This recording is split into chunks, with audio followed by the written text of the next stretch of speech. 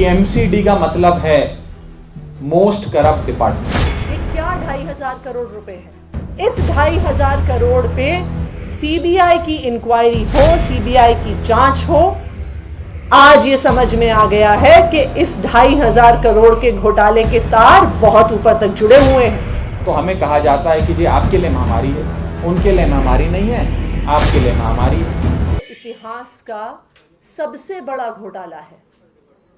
दिल्ली में आज तक शीला दीक्षित के समय में हुए कॉमनवेल्थ गेम्स के घोटाले को दिल्ली का सबसे बड़ा घोटाला माना जाता है, लेकिन जो घोटाला नॉर्थ एमसीडी में हुआ है वो कॉमनवेल्थ गेम्स घोटाले को भी पीछे छोड़ देता है। ये क्या पैसा है जो बीजेपी के नेताओं ने अपनी जेब में डाल लिया है? ये क्या 2,500 करोड़ रुपए है?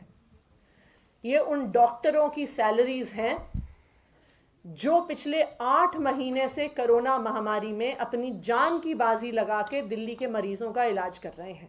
ये है ये 2,500 करोड़ रुपए। ये उन नर्सेस की तनख्वाह है जो दिन रात ड्यूटी करके मरीजों की देखरेख कर रही हैं अपनी जान की बाजी लड़ाते हुए। ये उन टीचर्स की सैलरी का पैसा है जो कोरोना महामारी के दौरान भी ऑनलाइन क्लासेस के माध्यम से हमारे बच्चों को पढ़ा रहे हैं, जो ना सिर्फ पढ़ा रहे हैं पर उसके साथ साथ कोरोना से जुड़े हुए डोर टू डोर सर्वेस लगातार करते आ रहे हैं जब से ये महामारी की वजह से लॉकडाउन घोषित हुआ है। ये 2,500 करोड़ उन सफाई कर्मचारियों की तनख्वाह है जो इस महामारी के दौरान हमारे घर के आसपास गली मोहल्ले को साफ सुथरा रख रहे हैं। ये उनकी तनख्वाह का पैसा है, ये दिल्ली की जनता का पैसा है। आज ये 2,500 करोड़ का जो गबन भाजपा के नेताओं ने किया है, आम आदमी पार्टी के विधायक और आम आदमी पार्टी के पार्षद, इस 2,500 करोड़ पे सीबीआई की इंक्वायरी हो, सीबीआई की जांच हो, इसके लिए एलजी साहब से मिलने गए थे और जो हमारे गृह मंत्री हैं उनसे मिलने जा रहे थे। लेकिन जब आम आदमी पार्टी के विधायक और पार्षद सीबीआई जांच की मांग करते हैं तो एलजी साहब क्या करते हैं, गृह मंत्री साहब क्या करते हैं? हमें तो पूरी उम्मीद थी कि वो तुरंत कहेंगे कि इस 2,500 करोड़ पे सीबीआई का आदेश, सीबीआई की जांच का आदेश तुरंत दे देंगे वो। लेकिन वो क्या करते हैं? हमारे 4 विधायक और राघव जी यहां मौजूद हैं और वो पूरी डिटेल्स अभी आपको देंगे। उनको उनके घर से डिटेन कर लिया जाता है, उन्हें अपने घर से बाहर कदम नहीं रखने दिया जाता, गृह मंत्री से मिलने नहीं दिया जाता और उनको अपने अपने इलाकों के पुलिस थानों में घंटों तक हिरासत में रखा जाता है। जब मैं और मेरे साथ हमारे तीनों एमसीडीज के एलओपीज एलजी साहब से मिलने पहुंचते हैं तो एलजी साहब के घर के बाहर पूरी पुलिस की छावनी बनी होती है। हम 4 लोग गए थे एलजी साहब से मिलने और हम 4 लोगों के लिए एलजी साहब ने 400 से ज्यादा पुलिस अफसर लगाए हुए थे वहां पर। हमने तो पुलिस अफसरों को कहा कि हम प्रदर्शन नहीं करने आए हैं, हम एलजी साहब से मिलने आए हैं। हम उन्हें कहना चाहते हैं कि 2,500 करोड़ का घोटाला हुआ है, दिल्ली के इतिहास में सबसे बड़ा घोटाला हुआ है, हम सीबीआई की जांच चाहते हैं। लेकिन एलजी साहब ने हमसे मिलने से मना कर दिया। आज सुबह तक हमें लग रहा था कि ये जो 2,500 करोड़ का घोटाला है ये भाजपा के पार्षदों ने किया है, लेकिन जिस तरह से अमित शाह जी ने एमएलएज को अपने घर से बाहर नहीं निकलने दिया, मिलने नहीं दिया, जिस तरह एलजी साहब ने अपने घर के बाहर पुलिस की छावनी बना ली, जिस तरह से उन्होंने मिलने से मना कर दिया, जिस तरह मेरे साथ और वहां पे मौजूद पार्षदों को जिस तरह बर्बरता से पुलिस ने हिरासत में लिया, आज ये समझ में आ गया है कि इस 2,500 करोड़ के घोटाले के तार बहुत ऊपर तक जुड़े हुए हैं। क्योंकि अगर तार ऊपर तक नहीं जुड़े होते तो क्यों अमित शाह जी और एलजी साहब हमें मिलने से मना करते? क्यों वो सीबीआई जांच से मना करते? हम ये जानना चाहते हैं कि एलजी साहब बीजेपी के कौन से नेताओं को बचा रहे हैं। हम ये जानना चाहते हैं कि इस देश के गृह मंत्री अमित शाह जी बीजेपी के कौन से बड़े नेताओं को बचा रहे हैं जो इस 2,500 करोड़ के घोटाले में शामिल हैं। क्योंकि अगर वो किसी को बचा नहीं रहे होते तो वो क्यों दिल्ली के चुने हुए विधायकों से मिलने से मना करते, वो क्यों दिल्ली के चुने हुए पार्षदों से मिलने से मना करते, वो क्यों हमें घंटों तक हिरासत में रखते, वो क्यों हमें खींच कर मार कर पुलिस वैन में पहुंचाते। हम तो 4 लोग थे, 4 लोगों के लिए 400 से ज्यादा पुलिस फोर्स।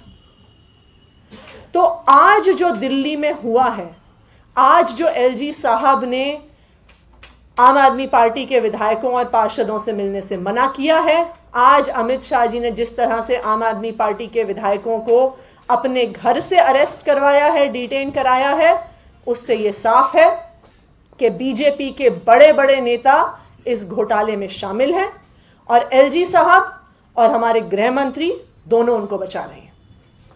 अब अपनी बात राघव रखेंगे।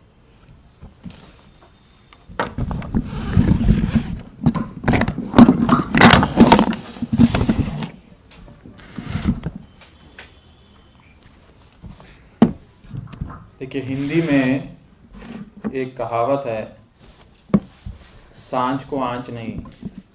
उस कहावत को भारतीय जनता पार्टी ने बदल दिया है और कर दिया है घोटाले को जांच नहीं। बचपन में पढ़ा करते थे, सुना करते थे सांझ को आंच नहीं, वो अमित शाह की बीजेपी में बन गया है घोटाले को जांच नहीं। हमने कल ही दिल्ली पुलिस को लिखित में ये जानकारी दी थी कि हम सुबह 11 बजे देश के गृह मंत्री जी के निवास स्थान पर जाएंगे और भारतीय जनता पार्टी शासित नगर निगम में जो 2,500 करोड़ रुपए का घोटाला हुआ है उसकी निष्पक्ष जांच की मांग करेंगे। लेकिन हमें अपने घर से नहीं जाने दिया गया। सुबह सुबह मेरे घर पे कई पुलिस वाले आ गए, घर के बाहर खड़े हो गए और उन्होंने कहा कि अगर आप घर के बाहर निकलेंगे कहीं भी जाने के लिए तो हम आपको हिरासत में लेंगे। मैंने कहा जी मैं तो निकलूंगा, मैंने तो कहा है कि मैं 11 बजे पहुंचूंगा गृह मंत्री जी के घर पे, आपका जो मन करे आप कर लीजिएगा। मैं जैसे ही निकला उन्होंने मुझे अपनी गाड़ी में बिठाकर राजेंद्र नगर थाने में हिरासत में ले लिया। ये खाली मेरे साथ ही नहीं, हमारे कई विधायकों के साथ हुआ। और आज हम घोटाले की आवाज ना उठाएं, जांच की मांग ना करें, इसी के लिए अमित शाह जी की पुलिस हमें दबा रही है, गिरफ्तार कर रही है कि हम घोटाले की बात ना करें, घोटाले की जांच की बात ना करें। और कहीं ना कहीं ये दिखाता है कि इस पूरे 2,500 करोड़ रुपए का जो घोटाला है इसके तार कहीं ऊपर तक जाते हैं। कई बड़े बड़े नेताओं तक इस घोटाले के तार जाते हैं, जिसी के चलते आज हमें कई घंटों तक इलीगल डिटेंशन में रखा गया। कोई कानूनी प्रावधान नहीं है डिटेन करने का, और आप चुने हुए जनता के प्रतिनिधियों को एक तरफ डिटेन कर लेते हैं। कहते हैं, मैंने पूछा जी मेरा क्या जुर्म है, तो उन्होंने कहा धारा 144 लगी है। मैंने कहा जी धारा 144 तो कहती है 4 से अधिक लोग नहीं जा सकते। हमारे तो 4 विधायक जा रहे थे केवल, और मुझे पता है कि धारा 144 लगी हुई है, मैं कानून का जानकार हूं। मैंने तो 4 लोगों को ही कहा था, मैं और मेरे 3 साथी विधायक, तो हो गया धारा 144 का पालन। अब बताओ क्या परेशानी है। तो कहते हैं नहीं नहीं जी, महामारी फैली हुई है, उसके लिए दिल्ली सरकार की, केंद्र सरकार की कई सारी नोटिफिकेशंस हैं कि कहीं भी लोग इकट्ठा नहीं हो सकते। तो मैंने कहा जी ये जो नोटिफिकेशन है ये क्या केवल आम आदमी पार्टी वालों पे लगती हैं? एक तरफ दिल्ली के मुख्यमंत्री के घर के बाहर भाजपा के पार्षद, मेयर पूरी व्यवस्था बनाकर चादर कंबल बिस्तरा लेकर बैठे हुए हैं और पूरी मदद वहां पर, पूरा संरक्षण वहां पर उन्हें दिल्ली की पुलिस दे रही है, फैसिलिटेट कर रही है उनका प्रोटेस्ट। और जहां तक हमारी बात की बात आती है तो हमें कहा जाता है कि जी आपके लिए महामारी है, उनके लिए महामारी नहीं है, आपके लिए महामारी है। मैं ये पूछना चाहता हूं, क्या क्या इस देश में और देश की राजधानी में 2 अलग अलग प्रकार के कानून हैं? एक कानून जो आम आदमी पार्टी पे लगता है और एक कानून जो भाजपा के पार्षदों पे, उनके मेयर पे लगता है। अगर ऐसा है तो हर बार जब भी धारा 144 का नोटिफिकेशन जारी हो या महामारी का नोटिफिकेशन जारी हो, उसमें ये नीचे लिखना चाहिए कि ये जो सारे हम आपको निर्देश जारी कर रहे हैं ये पूरी दिल्ली पे लागू होगा, सिवाय के भारतीय जनता पार्टी के नेताओं पर। दूसरी चीज, आज जो पार्षद मुख्यमंत्री जी के घर के बाहर बैठे हैं, मेयर भाजपा के, नगर निगम के जो लोग मुख्यमंत्री जी के घर के बाहर बैठे हैं, उनकी क्या मांग है?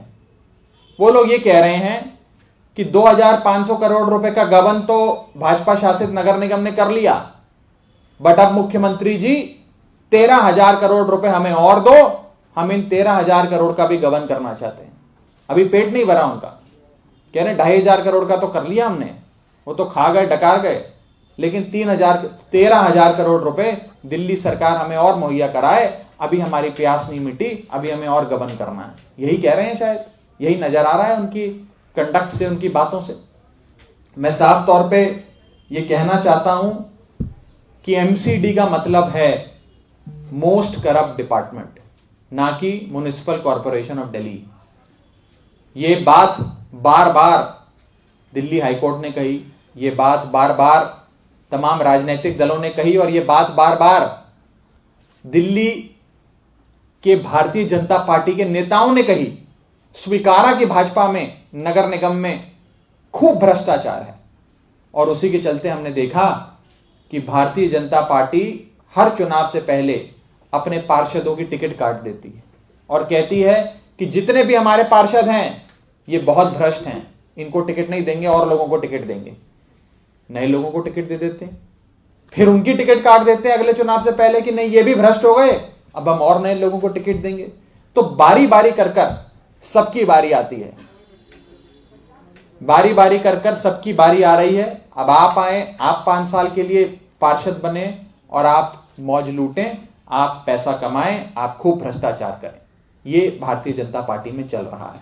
आम आदमी पार्टी साफ तौर पे ये 2500 करोड़ रुपए की घोटाले की निष्पक्ष जांच मांगती है, और ये कहती है कि हम इस बात को सड़क से लेकर संसद तक उठाएंगे, और ये भाजपा शासित नगर निगम को भी और भारतीय जनता पार्टी की पुलिस को भी चेतावनी देती है कि दिल्ली में ये 2 प्रकार के कानून नहीं चल सकते।